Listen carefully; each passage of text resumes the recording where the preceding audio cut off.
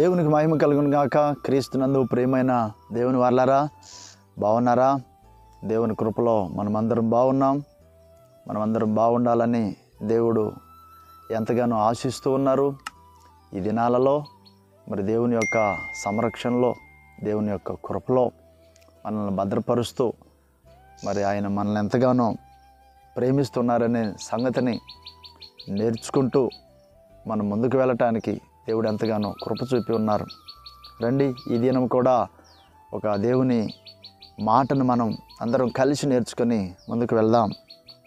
ఎఫెసీయులకు రాసిన పత్రిక 2వ అధ్యాయము 4-5 వచనాలలో మనం ఒక సంగతిని ధ్యానిస్తే, అయినను దేవుడు కరుణాసంపన్నుడై ఉండి మనము కూడా అపరాధముల చేత సచ్చిన వారమై ఉండినప్పుడు సైతము మన ఎడల చూపిన తన మహాప్రేమ చేత మనలను క్రీస్తుతో కూడా బ్రతికించెను.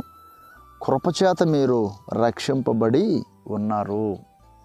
మహాప్రేమ చేత.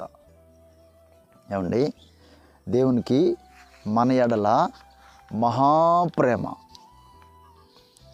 మరి ఉచితమైన ప్రేమ.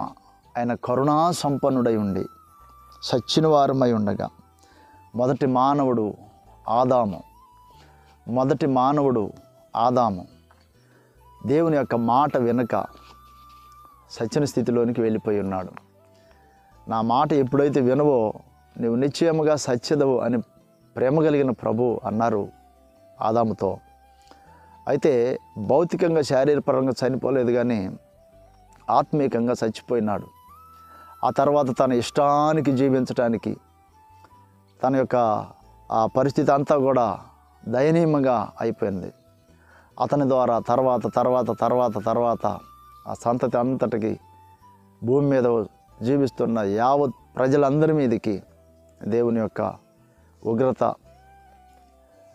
భూమి మీద జీవిస్తున్న యావత్ ప్రజలందరి మీదకి ఆదాము ద్వారా వచ్చిన ఆ పాపం ఏదైతే ఉన్నదో అది దేవునికి కోపం తెప్పించేటట్లుగా ఉంది. సచ్చిన స్థితిలో ఉన్న ఆ పరిస్థితిలో ఎంత ప్రేమ కలిగిన, మహాప్రేమ కలిగిన దేవుడు చూడండి. సచ్చిన స్థితిలో ఉన్నప్పటికీ, ఏం చేస్తున్నారో ఎరగక సచ్చిన స్థితిలో ఉన్నప్పటికీ, ఏమండి మీకు తెలుసునో లేదో, తెలిసే ఉండవచ్చులే, అనేకులు కొంతమంది సాక్ష్యం చెప్తూ ఉంటారు.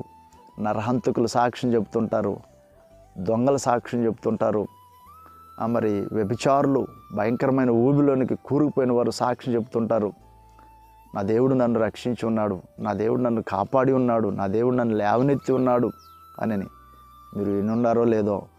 ఏమండి, అంత భయంకరమైన సచ్చిన స్థితిలోనికి వెళ్ళిపోయిన వారిని ఎవరిని కరుణించేది? మహాప్రేమ కలిగిన వారు తప్ప కొద్ది గొప్ప ప్రేమ కాదు. ఈయనది మహాప్రేమ. ఈ ప్రేమను అర్థం చేసుకోవటం ఎవరి వల్ల కూడా కాదు. కనుక ఈ ప్రేమ నీకు అర్థమైనదా?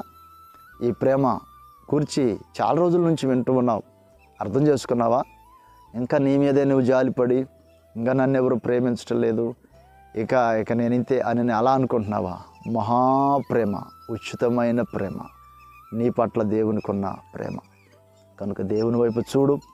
కనికరం కలిగిన దేవుడు, కరుణాసంపన్నుడైన దేవుడు, మహాప్రేమ కలిగిన దేవుడు నీకు కావలసిన సమస్తమును అనుగ్రహించుటలో ఆయన శక్తి సంపన్నుడై ఉన్నాడు. దేవుడి మాటని హృదయంలో భద్రపరచును గాక. ఆమెను ఒక చిన్న ప్రార్థన చేసుకుందామా? ప్రేమ కలిగిన తండ్రి, దయగలిగిన గొప్ప దేవ, మీ మాటలు మా హృదయంలో ముద్రించి మీ కొరకు మేము జీవించినట్లు బలపరచండి. మీ కృపాస్తములకు అప్పగించుకొనిచున్నాం. ఈ దినపు పనులు, ప్రయాణాలు, ప్రయత్నాలను దీవించండి. సహోదరులకు అందరికీ సహాయం చేయండి. మీ గొప్ప కనికరమును అర్థం చేసుకున్నట్లు బలపరచమని యేసయ్య ఉన్నతమైన నామమున అడిగి వేడుకొంచున్నాం తండ్రి.